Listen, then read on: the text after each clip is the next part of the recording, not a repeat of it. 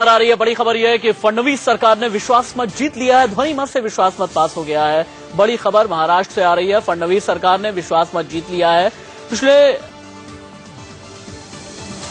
India news संवाददाता अभिषेक शर्मा मेरे साथ मौजूद हैं इस वक्त। अभिषेक, ध्वनि मत से विश्वास मत पास हो गया है। महाराष्ट्र में फडणवीस सरकार ने विश्वास मत हासिल कर लिया है।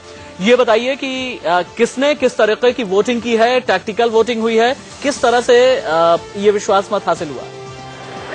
देखिए राशिद, बकायदा कह सकते हैं कि अब जो बीजेपी गवर्नमेंट थी वह उसको बहुमत हासिल हो चुका है। खास जो कहा जा रहा है कि एनसीपी साथ देगी और आखिरकार वही हुआ कि सदन में बकायदा एनसीपी ने साथ दिया बीजेपी का और आखिरकार बहुमत पास हो गया है। लेकिन जो नियमानुसार यह भी कहा जाता है कि अगर किसी ने वोट मांगा तो वोट भी सरकार को देना पड़ता है। तो उस वक्त अब 5 मिनट के लिए जो विधानसभा के सभापति उन्होंने सभा को स्थगित किया है। 5 मिनट बाद हो सकता है कि इस पे वोटिंग कराई जाए, क्योंकि अगर नियमानुसार यह भी होता है कि अगर एक सदस्य कोई वोटिंग मांगता है इस पूरे मामले पर कि जो विधानसभा में बहुमत सिद्ध करने को लेकर, तो उसमें वोटिंग करानी आवश्यक होती है।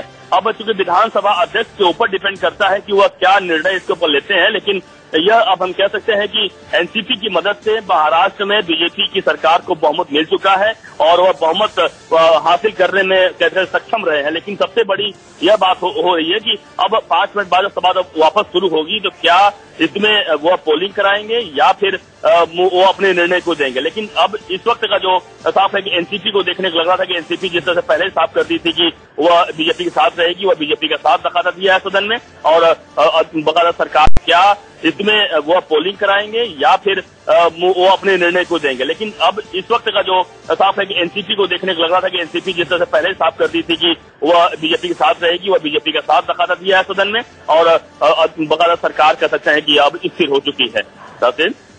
चलिए, ये इस वक्त की बड़ी खबर है। अभिषेक, आप रहिए मेरे साथ में। अभी जिन दर्शकों ने इंडिया न्यूज ट्यून इन किया हो उनकी जानकारी के लिए बड़ी खबर यह है कि फडणवीस सरकार ने विश्वास मत जीत लिया है। ध्वनि मत से विश्वास मत हासिल किया है।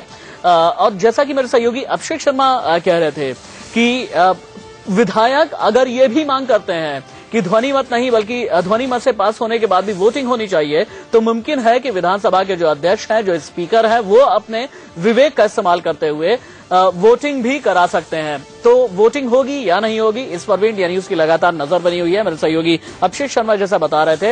लेकिन हाँ, इस वक्त की बड़ी खबर यह है कि एनसीपी की मदद से, वो एनसीपी जिसे प्रधानमंत्री नरेंद्र मोदी ने नेशनल करप्ट पार्टी की संज्ञा दी थी, उस एनसीपी की मदद से बीजेपी ने विश्वास मत महाराष्ट्र में हासिल कर लिया है।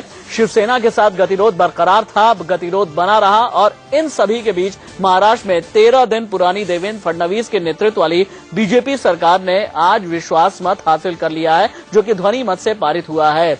एनसीपी की मदद से जीत मिली है, जैसे कि संभावना जताई भी जा रही थी। इससे पहले आपको याद होगा कि उद्धव ठाकरे की शिवसेना विधायकों से मीटिंग हुई। मुंबई में राजनीतिक सरगर्मी पिछले 13 दिन से, लगभग 2 हफ्ते से बहुत ही ज्यादा बनी हुई है। विरोध में शिवसेना के विधायक वेल में भी आए हैं। यह भी इस वक्त की बड़ी खबर है। महाराष्ट्र में बीजेपी सरकार ने विश्वास मत हासिल किया है, लेकिन शिवसेना के विधायक विरोध स्वरूप वेल में आए और शिवसेना के विधायकों का यह कहना है कि ये जिस तरह का विश्वास मत है, ये जिस तरह की सरकार है, ये जनादेश के साथ में धोखा है, ये जनता के साथ में धोखा है और चूंकि ये सिर्फ और सिर्फ मौके की राजनीति है जो कि फडणवीस सरकार ने दिखाई है, ये शिवसेना ने आरोप लगाए हैं। विरोध में शिवसेना के विधायक वेल में आए हैं। कौन? अभिषेक मेरे साथ में मौजूद है। अभिषेक, मुझे ये बताइए, शिवसेना के कौन कौन से विधायक विरोध स्वरूप वेल में आए?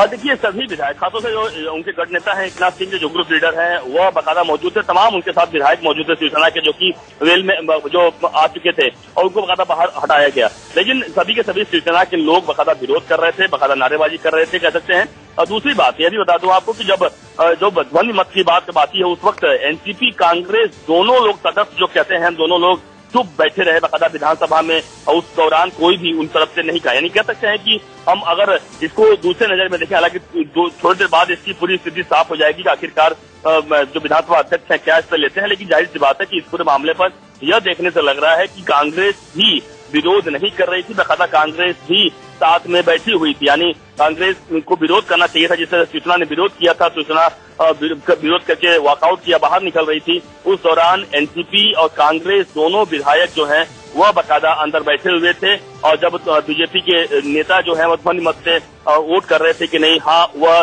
देवेंद्र फडणवीस की जो सरकार है उसको स्थिर करने के लिए उनके ऊपर विश्वास है। आशीष शेलार जो विधानसभा में बीजेपी के यहाँ के एमएलए हैं और मुंबई के अध्यक्ष भी हैं, उन्होंने इस प्रस्ताव को माना था, विश्वास प्रस्ताव लाया था।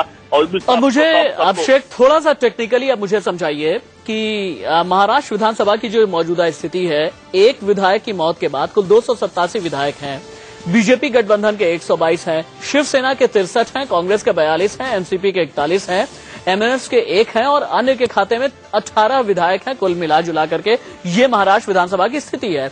ध्वनि मत से जो विश्वास मत हासिल किया है फडणवीस सरकार ने, वो किस तरीके से हासिल किया, टेक्निकली मुझे समझाइए।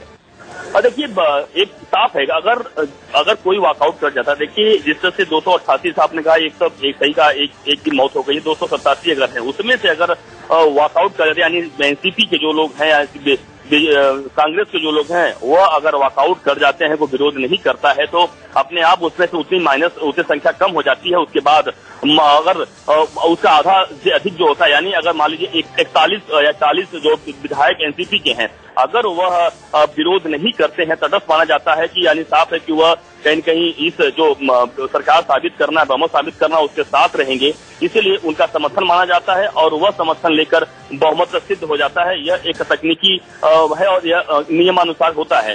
हालांकि 145 से ज्यादा चलिए नियम और क्या कुछ कहते हैं ये भी हम समझेंगे। अभिषेक शर्मा मेरे साथ मौजूद है, मेरे पॉलिटिकल एडिटर मनीष अवस्थी भी हमारे साथ मौजूद हैं। मनीष के पास में चलेंगे, लेकिन उससे पहले संविधान विशेषज्ञ सुभाष कश्यप मेरे साथ में मौजूद हैं। सुभाष जी, ध्वनि मत से महाराष्ट्र की फडणवीस सरकार ने विश्वास मत हासिल किया है, क्या हमें थोड़ा आसान शब्दों में समझाइए, क्या अब वोटिंग की जरूरत नहीं पड़ेगी? वोटिंग तो हो गया, ध्वनि मत से वोटिंग हो गया। ऐसा है, नियमों के अनुसार प्राय सभी निर्णय ध्वनि मत से ही लिए जाते हैं। अगर कोई व्यक्ति, एक सदस्य भी अगर खड़ा होकर कहे कि डिवीजन चाहिए, तो फिर डिवीजन होता है, तब वोटिंग बैलेट से या इलेक्ट्रॉनिक मशीन से या जिससे भी या लॉबीज में, तब सवाल आता है। जब तक कोई डिवीजन की मांग नहीं करता, तब तक सारे निर्णय ध्वनि मत से होते हैं। दूसरी बात यह कि मतदान में जो लोग उपस्थित हों, उनके बहुमत से निर्णय होता है। जितने लोग उपस्थित हों और मतदान में हिस्सा लें, उनके बहुमत से निर्णय होता है। जो उपस्थित नहीं है या मतदान में भाग नहीं लेते, उनकी गिनती नहीं होती।